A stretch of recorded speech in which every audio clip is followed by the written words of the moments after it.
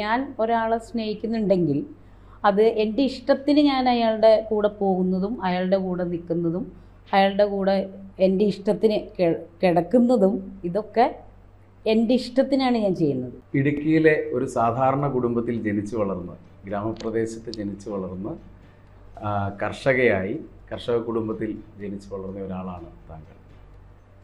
ഇപ്പോൾ സോഷ്യൽ മീഡിയയിലെ ഒരു താരമാണ്. എങ്ങനെ നോക്കിക്കാണുന്നു ജീവിതത്തിൽ?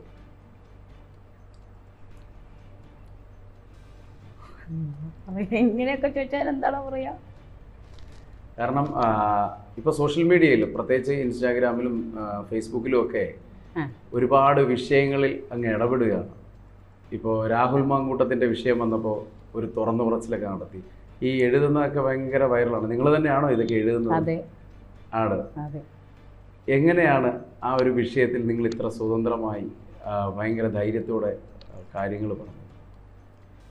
ധൈര്യത്തോടെ കാര്യങ്ങൾ പറയാന്ന് പറഞ്ഞാൽ എനിക്കങ്ങനെയുള്ള അനുഭവങ്ങൾ, ഞാൻ ഒരാളെ സ്നേഹിക്കുന്നുണ്ടെങ്കിൽ അത് എൻ്റെ ഇഷ്ടത്തിന് ഞാൻ അയാളുടെ കൂടെ പോകുന്നതും അയാളുടെ കൂടെ നിൽക്കുന്നതും അയാളുടെ കൂടെ എൻ്റെ ഇഷ്ടത്തിന് കിടക്കുന്നതും ഇതൊക്കെ എൻ്റെ ഇഷ്ടത്തിനാണ് ഞാൻ ചെയ്യുന്നത്. അത് ചെയ്തതിന് ശേഷം പിന്നീട് വന്നിട്ട് അതിനെക്കുറിച്ച് അത് ഒരു ചെറിയ ഇഷ്യൂ വന്ന് അവർ തമ്മിൽ ചെറിയൊരു ഇഷ്യൂ വന്നു കഴിഞ്ഞതിന് ശേഷം അത് ബലാത്സംഗമായിട്ടും അല്ലെങ്കിൽ അത് പീഡനമായിട്ടും അങ്ങനെയൊക്കെ വരുമ്പം സ്വാഭാവികമായിട്ടും നമുക്കത് അക്സെപ്റ്റ് ചെയ്യാൻ പറ്റില്ല. എനിക്കത് അക്സെപ്റ്റ് ചെയ്യാൻ പറ്റുന്ന കാര്യമല്ല. കാരണം എൻ്റെ ലൈഫിൽ കൂടി പോയിട്ടുള്ള ആളുകളെല്ലാം എൻ്റെ ഇഷ്ടത്തിന് ഞാൻ അവരുടെ കൂടെ വർഷങ്ങളോളം നിന്നിട്ട് എന്നെ യൂസ് ചെയ്തിട്ട് പോയ ആളുകളുണ്ട്. പക്ഷേ എൻ്റെ ഇഷ്ടത്തിനാണ് ഞാനത് പോയി കിടന്നു കൊടുത്തിട്ടുള്ളത്. അല്ലാതെ അവരെന്നെ പീഡിപ്പിച്ചതായിട്ട് എന്നാൽ പിന്നെ എനിക്ക് എന്തോരം കൊണ്ട് കംപ്ലൈൻറ്റ് കൊടുക്കാം. എന്നെ 4 വർഷം കൊണ്ടുകിടന്ന് പീഡിപ്പിച്ചു, അങ്ങനെ എനിക്ക് കുറ്റപരാതികളുമായിട്ട് നടക്കാമല്ലോ.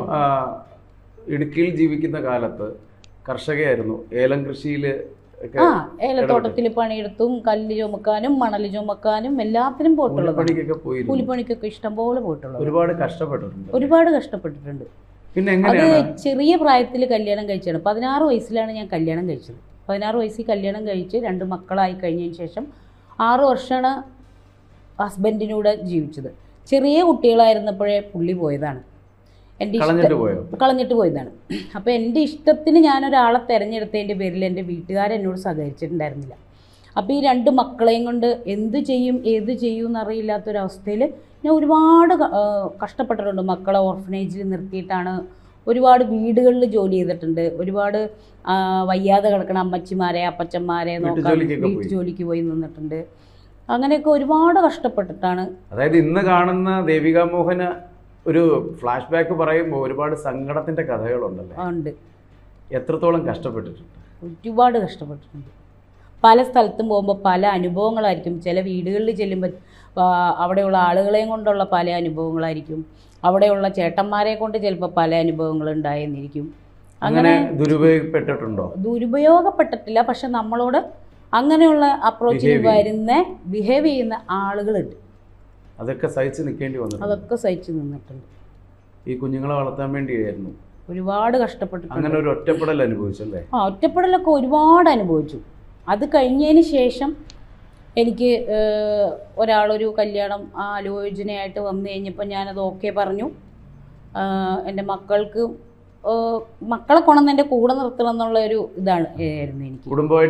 കുടുംബമായിട്ട് മക്കളെ കൊണ്ടുവന്ന് ചെറുതിലേ മക്കളെ മാറ്റി നിർത്തിയതാണ്. മോനെ 2-2.5 വയസ്സിൽ മാറ്റി നിർത്തിയതാണ്. മോളെ ഒരു 4.5 വയസ്സിൽ മാറ്റി നിർത്തിയതാണ്. അപ്പോൾ ഇതൊക്കെ ആകുമ്പോഴത്തേക്ക് എനിക്ക് അതുങ്ങളെ കൊണ്ടൊന്ന് കൂടെ താമസിപ്പിക്കണം, സന്തോഷമായിട്ട് ലൈഫ് മുമ്പോട്ട് പോകണം എന്നൊരാഗ്രഹം തോന്നിയതുകൊണ്ട് ആദ്യത്തെ കുടുംബജീവിതം തകർന്നതിന് ശേഷം രണ്ടാമതൊരു വിവാഹത്തെ കുറിച്ച് കഴിച്ചു. 10 വർഷം പുള്ളി എൻ്റെ കൂടെ ഉണ്ടായിരുന്നു. 10 വർഷം കഴിഞ്ഞപ്പം അയാളും പോയി. അയാൾ നമ്മുടെ പാലാരിവട്ടത്തുള്ളൊരു പുള്ളിയായിരുന്നു. പുള്ളി മതപരിവർത്തനം നടത്തി ഹിന്ദുവായിട്ടാണ് എന്നെ കല്യാണം കഴിച്ചത്. ക്രിസ്ത്യാനിയായിരുന്നു പുള്ളി വൈക്കത്ത് അമ്പലത്തിൽ മതപരിവർത്തനം നടത്തി ഹിന്ദു ആയതിനു ശേഷം ഇല്ല, ഞാൻ നിർബന്ധിച്ചിട്ടില്ല. പക്ഷെ പള്ളിയിൽ വെച്ച് കല്യാണം നടക്കൂല. അതിന് ഒരുപാട് കടമ്പകളുണ്ട്. പക്ഷെ നമ്മൾ അമ്പലത്തിൽ വെച്ചാവുമ്പോൾ നമുക്ക് ആ ഒരു ട്രാപ്പൊന്നും പറയാൻ പറ്റില്ല. 10 വർഷത്തോളം ഉണ്ടായിരുന്നു. പിന്നീട് പാരമ്പര്യം നിലനിർത്താൻ മക്കൾ വേണം, അപ്പോൾ എൻ്റെയൊക്കെ ഞാൻ 2 മക്കളായിരുന്നപ്പോഴേ ഞാൻ ഇനി അടുത്തതും കൂടെ ആയിക്കഴിഞ്ഞാൽ എനിക്ക് പണി.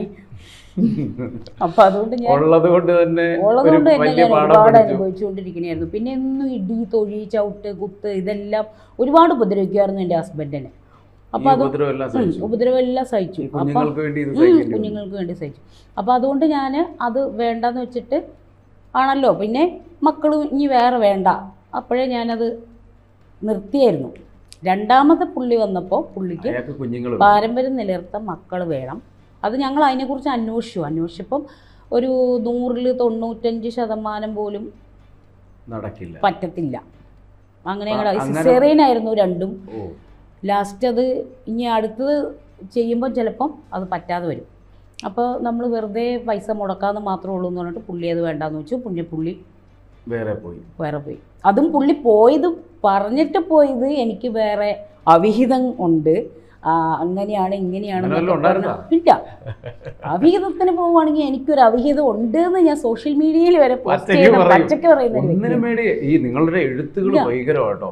നിങ്ങൾ എഴുതുന്ന വെച്ച് കഴിഞ്ഞാൽ പച്ചക്ക് ഇപ്പൊ തെറിയാണെങ്കിൽ പോലും വിളിക്കാൻ ഒരു മടിയും കാണിക്കും. എനിക്ക് മടിയില്ല, കാരണം എനിക്കറിയാം എന്നെ അറിയില്ലാത്ത ആളുകളാണ് എന്നെ തെറി പറയുന്നത്. ഞാൻ എന്താന്ന് എൻ്റെ ഏറ്റവും അടുത്തുള്ള കുറച്ച് ഫ്രണ്ട്സിന് മാത്രമേ എനിക്ക് എന്നെ അറിയാം.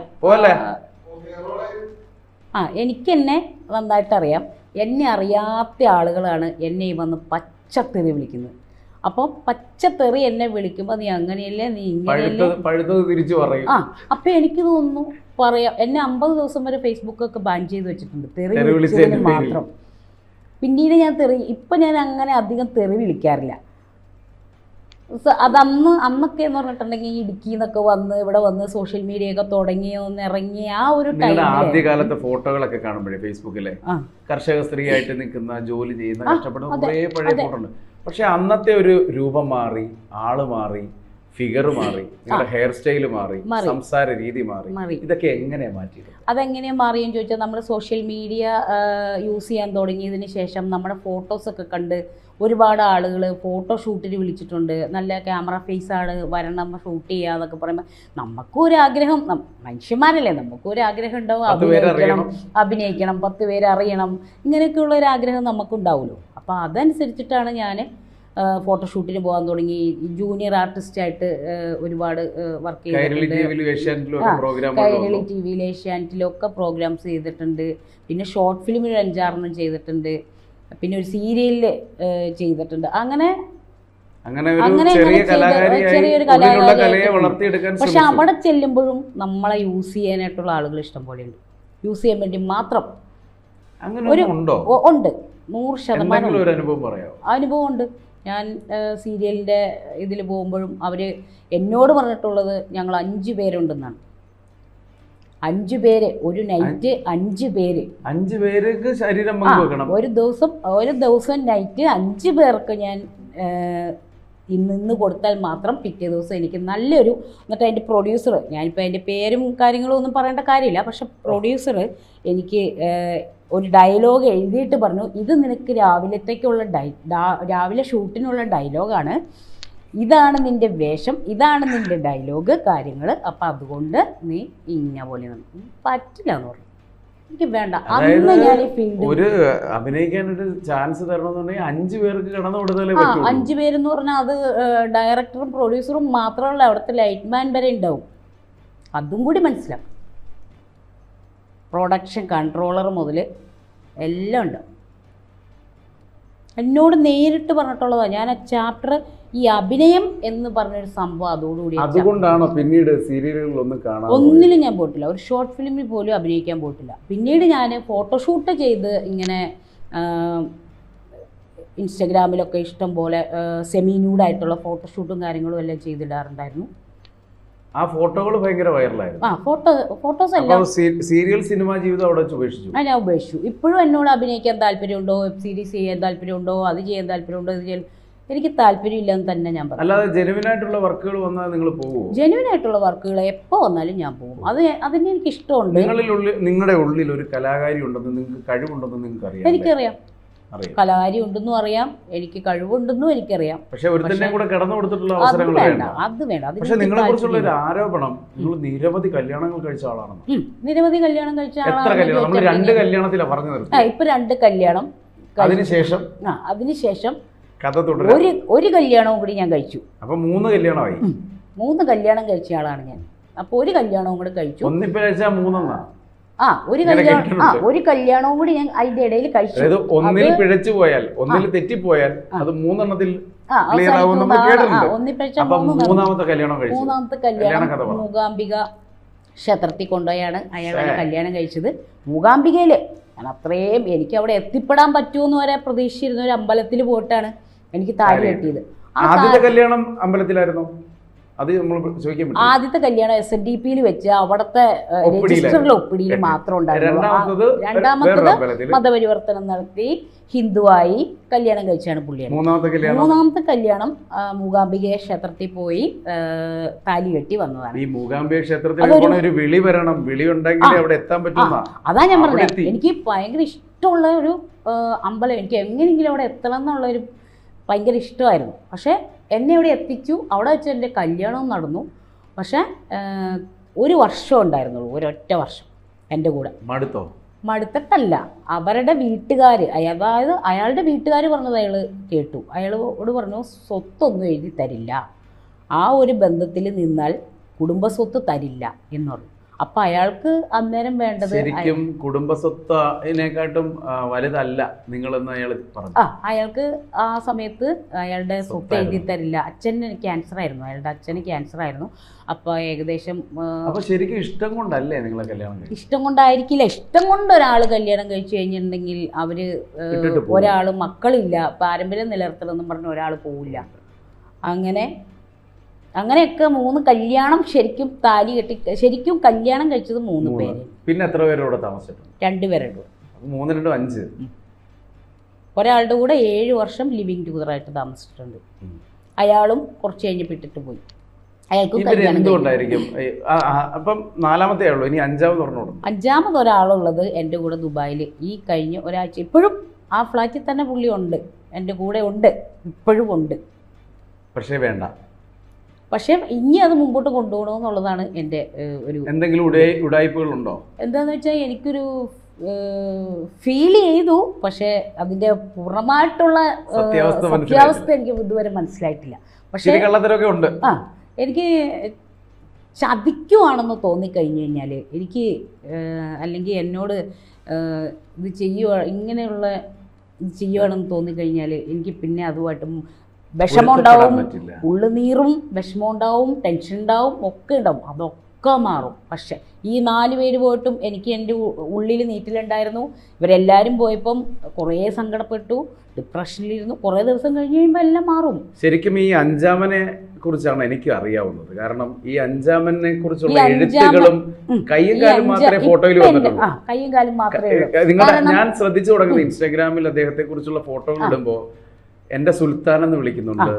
ഈ സുൽത്താൻ ആരാണെന്ന് അറിയാം. അപ്പം നമുക്ക് നാഗസൈരന്ധ്രി എന്ന് പറഞ്ഞൊരു കഥാപാത്രമുണ്ട്, അവർക്കും ഒരു സുൽത്താൻ ഉണ്ട്. ശരിക്കും സുൽത്താൻമാരിങ്ങനെ അടക്കി വാഴുകയാണോ? സുൽത്താനുണ്ട്. അങ്ങനെ ഒരു സുൽത്താൻ നിങ്ങൾക്കും വന്നു. 5ാമത്തെ. പക്ഷേ ആ 5ാമത്തെ സുൽത്താൻ എന്ന് പറഞ്ഞാൽ എന്നെക്കാളും ഒരുപാട് വയസ്സിന് ഡിഫറൻറ്റ് ഇളയ ആളാണ്. എനിക്ക് ഒരുപാട് എന്നെ ചേർത്ത് പിടിച്ചൊരു വ്യക്തിയാണ്. എനിക്ക് ദുബായിൽ ഞാൻ ചെന്ന് കഴിഞ്ഞതിന് ശേഷം എനിക്ക് എൻ്റെ എല്ലാ കാര്യത്തിനും എൻ്റെ കൂടെ നിന്നൊരു വ്യക്തിയാണ്. എല്ലാത്തിനും സഹായിച്ച് എൻ്റെ കൂടെ നിന്ന്. അതേപോലെ തന്നെ പുള്ളിക്ക് ആവശ്യം കൂടെ നിന്നു എന്ന് പറയുമ്പോഴും വളരെ വലിയൊരു പ്രശ്നത്തിൽ അയാൾ ഒരു കേസിൽ പെട്ടപ്പോ നിങ്ങളുടെ സർവ്വം ത്യജിച്ച് എല്ലാം ഉപേക്ഷിച്ച് അവന് വേണ്ടി കാത്തിരുന്ന് ഉള്ള സമ്പത്ത്, നാട്ടിലുള്ളതായാലും വീട്ടിലുള്ളതായാലും നാളെ ഇതുവരെ ഉണ്ടാക്കിയ സ്വർണ്ണമായാലും സ്വത്തായാലും മുഴുവൻ എന്റെ കയ്യിൽ പാസ്പോർട്ട് പോലും പണയം വെച്ചിട്ട് ഞാൻ പുറത്തിറക്കി. പിന്നെ എനിക്ക് അതിൽ നിന്നും എനിക്കൊന്നും കിട്ടാനില്ല. ഫ്രണ്ട്സിനോടാണെങ്കിലും ഞാൻ കുറേ ചോദിച്ചു, വാങ്ങി, കടം വാങ്ങി. അതിനപ്പുറത്തേക്ക് എനിക്കൊന്നും ചെയ്യാൻ പറ്റാതെ വന്നപ്പം എന്നാലും ഞാൻ വേറൊരുത്തൻ്റെ കൂടെ പോയി കിടന്നിട്ടുള്ള ഉണ്ടാക്കില്ല. എനിക്ക് എൻ്റെ സുൽത്താൻ അത് മാത്രം മതി എന്നുള്ള ചിന്തയിൽ നിന്ന വ്യക്തിയാണ്. അങ്ങനെ ലാസ്റ്റ് ഞാൻ ഓൺലൈൻ ലൈവ് തുടങ്ങി. ഓൺലൈൻ ലൈവ് എന്ന് പറഞ്ഞാൽ വേറൊരാളുടെ കൂടെ പോയി കിടക്കേണ്ട കാര്യമില്ല നമുക്ക്. ഓൺലൈൻ ലൈവ് എന്ന് പറഞ്ഞാൽ നമ്മൾ ഒരു 15 മിനിറ്റ് ലൈവ് പോകുന്നു, ആ ലൈവ് കാണാൻ താല്പര്യമുള്ളവർ വരുന്നു. ഞാൻ ഫേസ്ബുക്ക് ലൈവോ അല്ല, വെബ്സൈറ്റ് ഉണ്ട് എനിക്കൊരു വെബ്സൈറ്റിൽ. ഓ, ആ വെബ്സൈറ്റ് ഇടയ്ക്ക് ഇതിങ്ങനെ പറഞ്ഞു കേട്ടിട്ടുണ്ട്. വെബ്സൈറ്റിൽ ലൈവ് പോകുന്നു, അത് കാണാൻ താല്പര്യമുള്ളവർ ബുക്ക് ചെയ്യുന്നു, വരുന്നു, കാണുന്നു. പൈസ വേണം കാണണമെങ്കിൽ. അങ്ങനെയുണ്ട്. അല്ലാതെ നമ്മൾ തരും. ഒരാൾക്ക് ഞാൻ നമ്മുടെ നാട്ടിലെ വെറും 499 രൂപയ്ക്ക് ഇടുള്ളൂ. സബ്സ്ക്രിപ്ഷൻ ആണ്. അപ്പൊ ആ ബുക്ക് ചെയ്യുന്നതിന് 499 രൂപ. ബുക്ക് ചെയ്ത് കഴിഞ്ഞാൽ നിങ്ങളുമായിട്ട് സംസാരിക്കണ്ട, എന്നെ കാണാം ഫുള്ള് ഫേസ് ഇല്ലാതെ, ഫുൾ നൂഡ്. പേടി തോന്നിയിട്ടില്ല? എനിക്ക് അങ്ങനെ ആ സമയത്ത് പേടി തോന്നിയിട്ടില്ല. എനിക്ക് ആ സമയത്ത് എൻ്റെ എങ്ങനെയെങ്കിലും ഇതിനെ ഒന്ന് പുറത്തിറക്കണം എന്നുള്ള ഈ ആളിനെ പുറത്തിറക്കാൻ വേണ്ടി നിങ്ങൾ അതിനു വേണ്ടി ചെയ്താണ്. ഈ ആളിനെ ജയിലിലായ സുൽത്താനെ പുറത്തിറക്കാൻ വേണ്ടി പണമില്ലാതെ വന്നപ്പോൾ നിങ്ങൾ നിങ്ങളുടെ മുഖം കാണിക്കാതെ ശരീരം പ്രദർശിപ്പിച്ചുകൊണ്ട് വീഡിയോ ചെയ്ത് അതിൽ നിന്ന് കിട്ടിയ പൈസ വെച്ച് പോലും പുറത്തിറക്കിയതാണ്. അതിനു വേണ്ടി മാത്രം ചെയ്തതാണ്. അത് പറഞ്ഞറിയിക്കാൻ പറ്റാത്തൊരു തീവ്രതയല്ലേ? അത്ര അറ്റം വരെ പോയിട്ടും നിങ്ങളോടൊരു ചതിവ് കാണിച്ചെന്ന് നിങ്ങൾക്ക് തോന്നി? എനിക്കത് തോന്നി. എനിക്കത് ഫുള്ള് ഞാൻ കണ്ടിട്ടില്ല, ഞാൻ കേട്ടിട്ടില്ല. പക്ഷെ എനിക്ക് അവരുടെ രണ്ടുപേരുടെ സംസാരത്തിൽ നിന്നും അവരുടെ ചാറ്റിൽ നിന്നും മനസ്സിലായ കാര്യങ്ങളാണ്. അപ്പോൾ ഉള്ളിൽ ശരിക്കും വേദന, എനിക്ക് നല്ല വേദന തോന്നി. ഞാൻ പറഞ്ഞു ബ്രേക്കപ്പ് എനിക്ക് വേണ്ട എന്ന് ഞാൻ പറഞ്ഞു. പക്ഷെ അവിടെ ഇരുന്ന് കരഞ്ഞുകൊണ്ടിരിക്കുകയാണ്. പെട്ടെന്ന് കയറി വാന്ന് പറഞ്ഞിട്ട് കരയുവാണ്. ഞാൻ ഒരു തെറ്റ് ചെയ്തിട്ടില്ല എന്ന് പറയുന്നുണ്ട്, പക്ഷെ ഏതാന്ന് എനിക്കറിയില്ല. എന്നാലും ജീവനാണ്, എനിക്ക് ജീവനെ പോലെ ഞാൻ കൊണ്ടുവരുന്നോണ്ടാണല്ലോ ഞാൻ എൻ്റെ ശരീരം പോലും മറ്റൊരാൾക്ക് കാണിച്ചു കൊടുത്തിട്ട്. എന്നാൽ ഞാൻ ഒരാളുടെ കൂടെ കിടക്കാൻ പോകാറില്ല, ഞാൻ കിടക്കാറുമില്ല. പക്ഷെ ശരീരം പോലും ഞാൻ കാണിച്ചു കൊടുത്തിട്ട് ഞാനത് ചെയ്യണമെങ്കിൽ അത്രയ്ക്കും എനിക്ക് ജീവനായതുകൊണ്ട് മാത്രമാണ്. പക്ഷേ അവൻ എന്നെ കല്യാണം കഴിക്കാമെന്നോ കൂടെ പൊറപ്പിച്ചോളാമെന്നോ അങ്ങനെ ഒന്നുമില്ല. ജസ്റ്റ് ലിവിങ് ടുഗദർ മാത്രമാണ് ഞങ്ങൾ തമ്മിൽ. അല്ലാതെ ആജീവൻ അത് നോക്കിക്കോളാന്നൊന്നുമില്ല. അവനൊരു കല്യാണം വന്നു കഴിഞ്ഞാൽ അവൻ്റെ കല്യാണം ജീവിതം വിഷമം, നല്ല വിഷമമുണ്ട്. എപ്പോഴെങ്കിലും ആത്മഹത്യ ഒരിക്കലും തോന്നിയിട്ടില്ല. ഇന്ന് വരെ തോന്നാത്ത ഒരു കാര്യം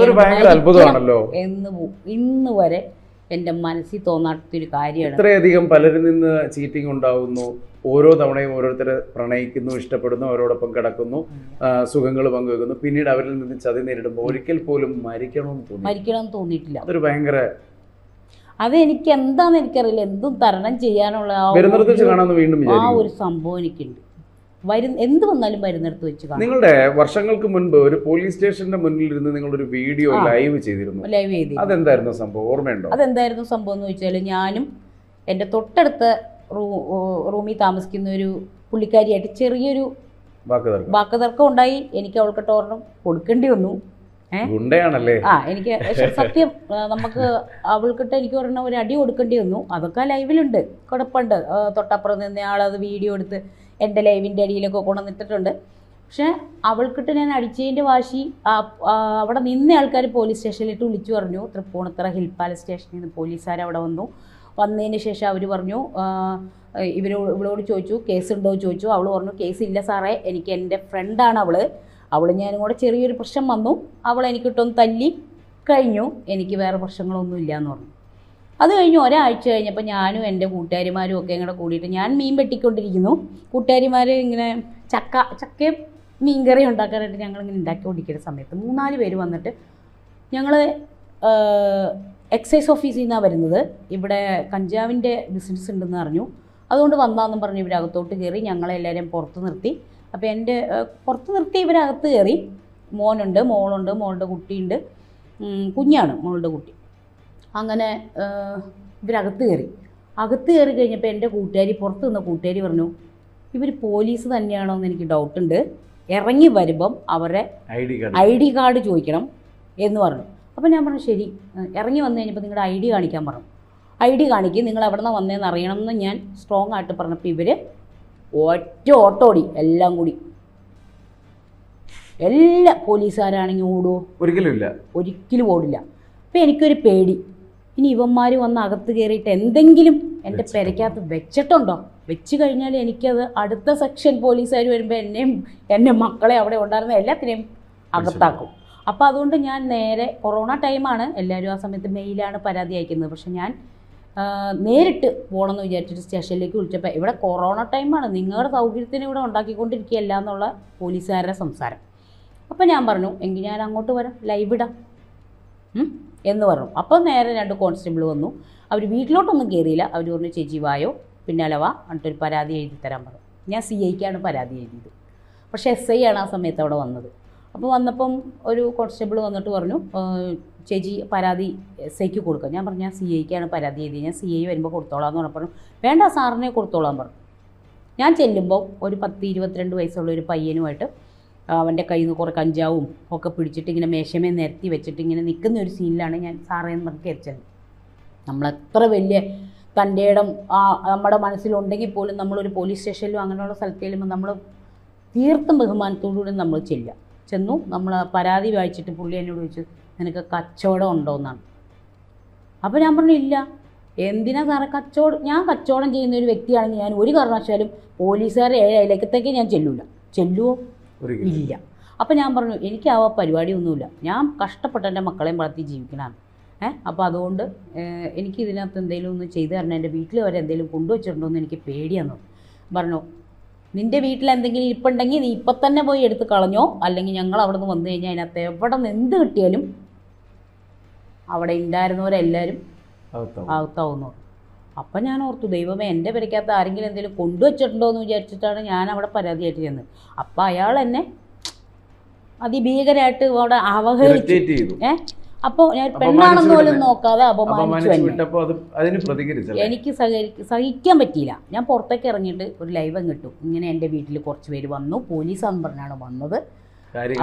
പക്ഷെ കഥ അറിയാതെ ആട്ടം കാണുന്നതും അത് കറക്റ്റായിട്ട് കേൾക്കാത്തതുമായിട്ടുള്ള ഒരുപാട് ആളുകളുണ്ട്. അവർ പറയുന്നത് എന്താണെന്ന് ചോദിച്ചാൽ പോലീസുകാർ അവളുടെ വീട്ടിൽ കയറി, പോലീസുകാർ കയറി കഞ്ചാവ് പിടിച്ചു, പോലീസുകാർ കയറി കഞ്ചാവ് പിടിച്ചു. ഇത് എങ്ങനെയാണ് ആളുകൾ? ഞാൻ വലിച്ചിട്ടില്ല. കള്ളു കുടിക്കും, നല്ലതായിട്ട് കള്ളു കുടിക്കും, സിഗരറ്റും വലിക്കും, പക്ഷെ കഞ്ചാവ് വലിച്ചിട്ടില്ല. പുകവലിയും മദ്യപാനവും ആരോഗ്യത്തിന് ഹാനികരമാണ് അറിയാം. എന്നാലും നമ്മുടെ ഈ എന്താ ചിലപ്പോൾ ഭയങ്കര ടെൻഷൻ വരുമ്പോൾ പ്രശ്നങ്ങളൊക്കെ വരുമ്പോൾ ചിലപ്പോൾ 2 അടിക്കും.